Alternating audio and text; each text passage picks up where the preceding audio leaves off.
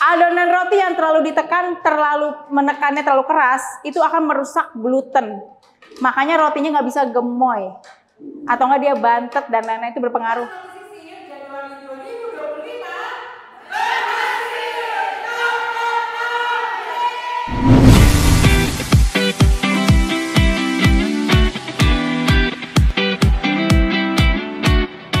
Ada yang mixing kalau bikin roti, mixernya bisa loncat-loncat. Ada nggak? Goyang, geter, pada ketawa-tawa tuh. Kayaknya dia tuh orangnya tuh.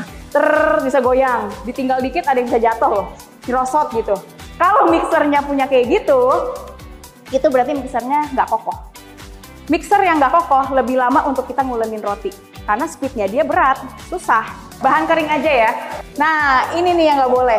Tepungnya itu sama sekali nggak boleh berceceran. Jadi kalau ada gramasi yang kurang, adonannya bisa jadi bantet. Kita sekarang masukin adonan cairnya. Pelan-pelan sambil speednya medium nanti ya. Masukinnya dikit-dikit aja. Step ini yang udah paling mantep, paling bagus, dan paling mudah menurut aku. Karena kita bisa timbangin bahan keringnya dulu. Jadi satu nih, di premix namanya. Ntar kapan mau bikin roti tinggal gunting-gunting, cemplung-cemplung aja. Karena roti itu butuh kadar lembab. Yang bikin tapi jangan sampai over cairan ya. Kalau over juga nanti jadinya nggak bagus. Tapi kalau misalnya kekeringan, dia jadinya nggak lembab, nggak enak. Untuk mixer nggak usah terlalu khawatir macem-macem gitu, kayak harus yang bagus banget, nggak juga. Yang penting mixer itu masih oke untuk dipakai, dia nggak cepet panas, menurut saya masih aman. Ini adonan yang udah kalis window pane-nya kayak gini nih. Pegang, nggak lengket, ditarik elastis tuh ya. Itu udah cakep banget. Kalau ada campuran airnya, dia nggak akan lebih lembut.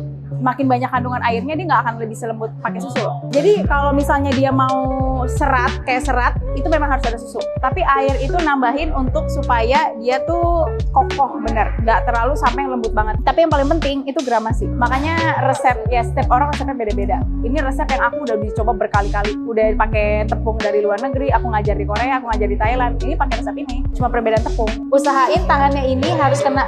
Jadi kena telapak. Jadi semakin kena telapak tangan akan semakin halus. Jangan ditekan ya. Adonan itu nggak boleh sering-sering digepeng atau digiling-giling ya. Karena nanti teksturnya rusak. Saya suka yang netral, yang nggak ada bau aneh-aneh. Jadi saya pakainya Carlo ya. Jadi oles aja nih. Carlo tuh buat loyang. Mau bikin roti sobek mini, mau bikin roti sisir, ini pakai Carlo semua ya. Udah dioles kayak gini. Nanti punya kalian semua satu-satu udah dioles. Setelah itu akan saya rounding. Ditunggu 15 menit dulu ya. Setelah sudah 15 menit, kita roll ke depan dan ke belakang. Adonan roti yang terlalu ditekan, menekannya terlalu keras, itu akan merusak gluten. Makanya rotinya nggak bisa gemoy. Atau nggak dia bantet dan lain-lain, itu berpengaruh. Jadi tipis ya. Makanya kita pelan aja tuh. Pakai perasaan. Habis kayak gini, udah kita atas bawah, kita balik dulu. Jangan langsung dipakai. Baru kita lipat.